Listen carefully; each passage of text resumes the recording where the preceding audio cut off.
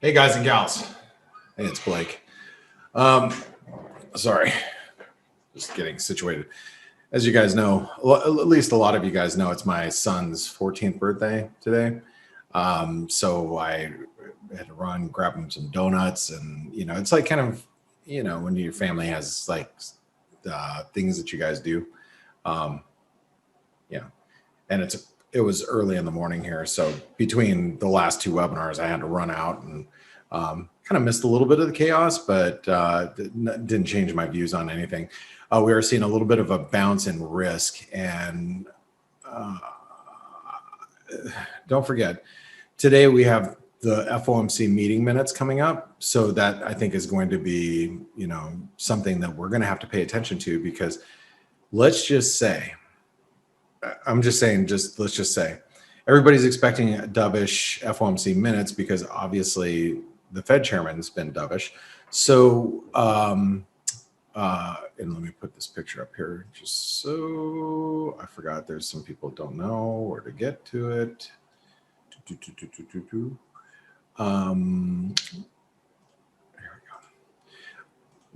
I was just in the chat room.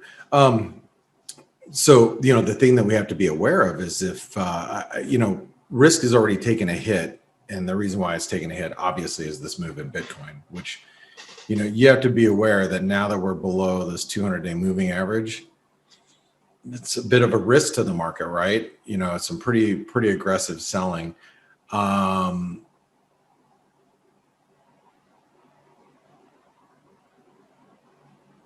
JT said something. He was in our chat room. I don't know if you're listening in. JT said, "I don't believe this is. I don't think this is institutional selling. I believe it's it's retail panic selling." I disagree, actually, and the reason why I say that is because we're below the 200-day moving average. There's, like, in my opinion, there's some systematic selling coming in. And so that, I think, is actually hitting the market alongside with some retail panic. But I don't think that there's a lot of retail that just buys. They just buy dips. They don't know how to sell. That's the one thing that you have to realize about retail investors. Okay. There's a difference between traders and investors, and the trading community, believe it or not, is much smaller than you think. There are a lot of investors, right? Like, I try to think about, like, my neighbors across the way. They're smart, by the way. They actually exited, I want to say, when Bitcoin was probably around as it was going up towards 55,000, they sold all of their cryptos. They missed a pretty big move in Ethereum, but they had owned like a lot of these altcoins or whatever, and they sold everything and bought another cabin because they own a cabin in Montana or something, one of those things. Anyway, there was another one right next to it. They wanted to buy another location. So they're waiting for those prices, and they sold.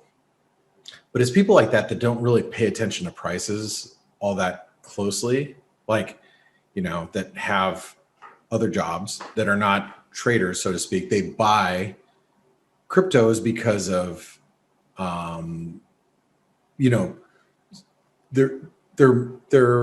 their friends, their family, colleagues, other people suggested they should invest in a crypto. Those are the people that look at their phones, right? They look at their phones and they're like, they may not even look this morning. They may look tonight and go, holy shit. Oh, well, I like Bitcoin at 50,000. It's a damn steal below 40,000, right? Remember, they're not traders, they are investors. And that is the psychology that goes into this. And that's why, but I think a lot of this move, because it was so aggressive, I do believe it was a lot of institutional selling, people that were positioned poorly. Think about this. We are at lows of the year. We're at levels, we saw levels that we hadn't seen since I guess I take that back. January of this year. So we're near the lows of the year. I mean, funds have to take that into account, right? Whether you got 10% of your fund invested in Bitcoin or 2% or, whatever their risk scales have, but it's something that you gotta be thinking about, right? And hold on really quick. I believe while we trade below 43,000, I think the risk is lower, and yeah, we're getting a bit of a pop right now. And I think that's going to be normal. A lot of people say that the bottom's in. That was a capitulation. Bottom is in. I don't know. I'm not a believer in that, but I could be wrong. I'm just telling you based on what I see here. We did get really close to 161% extension of this. That's the February lows to the highs, or February 28th lows. So we came to 30,000. A lot of people buying down there. I just think we're going to be doing this for a while, right? We'll probably be sitting around here for a while. And what I would venture to guess is we're going to be sitting around something that looks like this for a while. And then the problem with that is, like, let's say, people go, whew, man, thank God that's done. We do this for a couple weeks. And then what people find out is the market's not finding value at these levels. And then, next thing you know, you see another leg down in risk. Then I think, the next leg down takes us to maybe 20K, and that's going to be it. That'll be like the lows. Again, I'm guessing here. I'm not, it really depends on price action. I'll tell you, one of the benefits of doing what I've been doing for so many years is, when you spend enough time in front of the computers, and I know you guys have too, in front of screens, what's the old number? If you do something for 10,000 hours, that makes you an expert, something like that. I think that's an old saying. Well, I've done that in spades, right, in the markets, and I've looked at markets and charts, and think of 12 plus hours a day, pretty much for the last 20 some odd years, give or take, a couple weeks here and there. I remember when I was 20, I was opening the brokerage firm in Dallas in 1999. I did take 6 months off. That was post.com bubble, or in the initial bubble. I locked in a bunch of profits, took 6 months off. We were opening a brokerage firm. I literally stopped trading for 6 months. But other than that, I've clocked a lot of hours in charts. So one of the things that makes me good at what I do is being able to read price action. So a lot of what happens from here is going to dictate whether we're going higher or lower. I know it's a silly thing for me to say, but it's really more price action, how we react down here. If for some reason, like by the end of the week, we close back above 42,000, I'm going to be a bull. There's no doubt in my mind. If Bitcoin drops and bounces right back above 42,000, like 43,000 by the end of the week, I'm probably going to be looking to buy some, and probably buying everything, like just getting long risk, just in general. But based on what I've seen right now, the risk is that we're moving lower. This is now the risk. I think this is the risk. We are now registering, lower highs, lower lows. And, this is now very critical resistance. And if we can't get above 43,000, the risk is that we're going to be trading below 30,000. Again, I've been doing this long enough that I've seen it a bunch, right? So Gavin said, yeah, 10,000 hours is what they say. Yeah, 10,000 hours. How many weeks is 10,000 hours? I'll Google it, kids.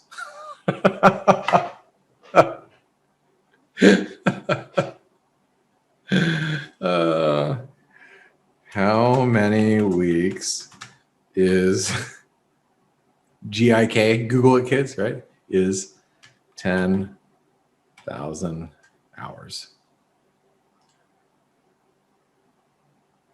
That'd be 59 weeks of doing something. So imagine that you don't trade around the clock. So you'd be like 120 weeks, roughly, right? So that means if you trade every day for a little over 2 years, maybe 2.5 years, then you're an expert. If you just like, that's all you do. What if you've been doing it for 25? Does it make you super pro? I don't know. I've seen enough to where I can make some, judgments now. And that's why, yeah, I look at that and that's a pretty big move, but you also have to imagine like over the last, what is this, 48 hours? May 18th. Over 48 hours, Bitcoin lost 35%. It's bound to bounce, so here we are. So I guess the question is, what do we do from here? Alex says that will cause a risk off on the S&P 500. I think, but you know what? The S&P 500 is holding steady right now, in my opinion, is anybody that's got their finger on the sell button, like is thinking about today, okay, let's get past the meeting minutes before I start panicking here. Let's get past the meeting minutes. We got FOMC meeting minutes coming up, and so I think that the S&P is holding up pretty well. And you know what? I mean, look, the S&P is actually making higher lows. I would venture to guess right now, just looking at the S&P, we're doing this.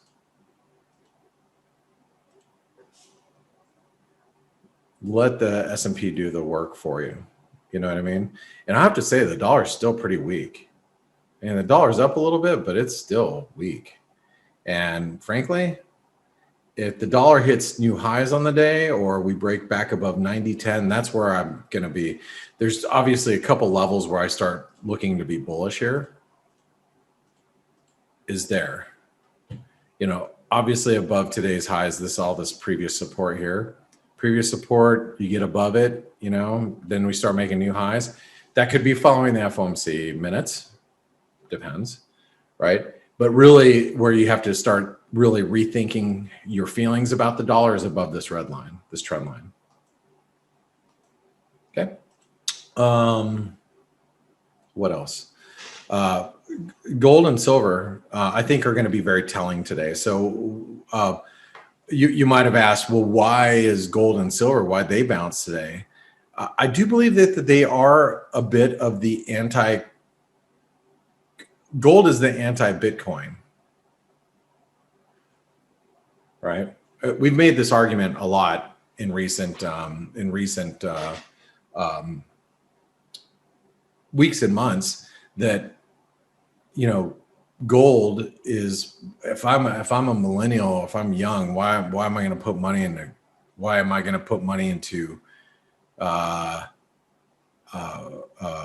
gold in a physical asset that is like a hard drive, like weighs like a brick?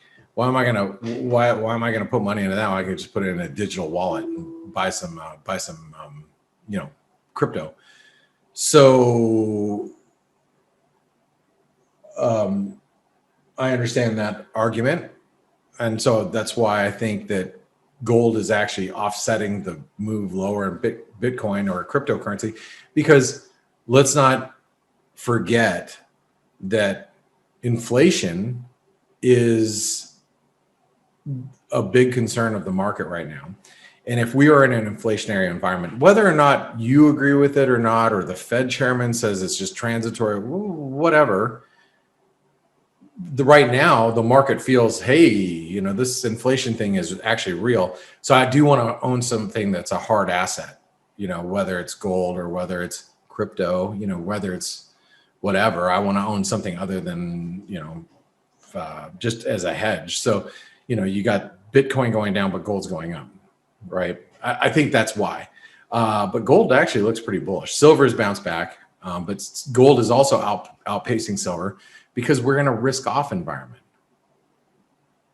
Or what's shaping up to be a risk-off environment. So gold will outpace silver in that environment.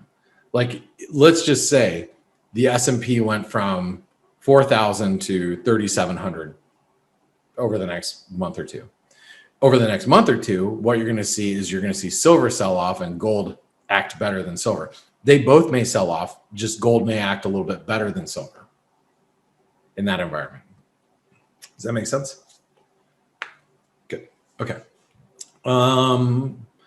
That is pretty, it's not it, actually, just not it. Let's take a look at a few other things. Dollar Mexican peso is still trading really heavy.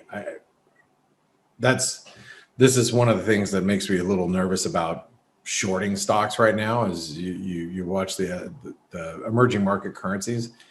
I mean, the South African rand, yeah, I mean, it's up 0.25%, but I mean, it still looks like crap. You start to see these emerging market currencies get sold, then I'm going to be like, yeah, stocks, what do you do? You know, I like these cross rates like the Euro Aussie. I think you got to be a buyer down here, right? I think that this is coming out of a triangle, right? So you want to be a buyer there. Okay. Pound Aussie. Another one where, you know, you maybe see a little dip down towards 182. That looks like a good place to be long. Again, it's risk reward, because if you buy a dip down here in the pound Aussie, you can risk, you know, below here and target up here. You know, if you're buying around here, that's a good risk reward, right? Risk that to make that. That's a 1-to-3, 1-to-4 risk reward ratio. Same thing with the Euro Aussie. And remember, this week tonight, we have Aussie employment. Forget about that. So, you know, here you might be a buyer down here because of this breakout point. And then, you know, your risk is here to make here, something like that. Again, 1-to-2 risk reward ratio. If you can, you know, get a position like that. Now, just remember, we do have Aussie data tonight. So, and Aussie data tomorrow night, if I'm not mistaken. So yeah.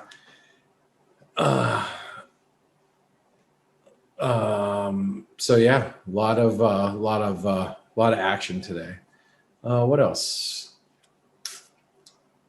What else? Anything for you guys? Let me see. Alex says, I think they buy whatever is on the trend, either crypto or stocks. Yes. Jason said, any thoughts on why the euro is so strong lately? Is it purely dollar weakness or something fundamental changing in the Eurozone? I actually think it's a euro cross play, actually, Jason. I think the euro is up against the Aussie. It's up against the Kiwi. You know, it's even the euro sterling was rallying. You know, and that tends to happen in risk-off environments. You know, the euro Canadian has gotten a little bit of a lift. So I think the euro had been acting a little bit better, as you're seeing a little squeeze in some of those. Hugo asked, hey, Blake, can you look at the Kiwi, the New Zealand dollar? Absolutely for you. So here we are in the Kiwi, and there is your triangle. Now, the one, you know, if you like the Kiwi short, one of the things that I think is going to be a really good, you know, short is going to be the New Zealand yen.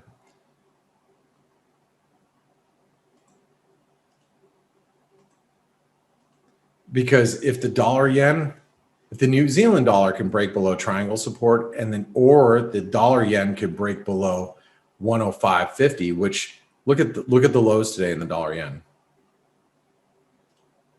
108.50, I'm sorry. I mean, dude, boom, that held 57, held like a champ, right?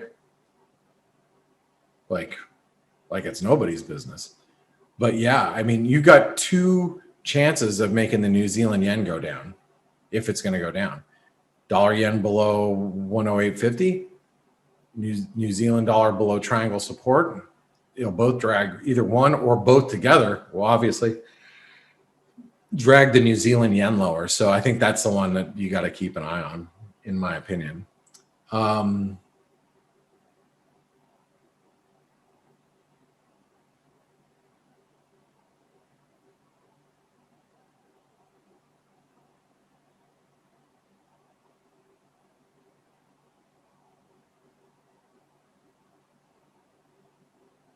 Anyway,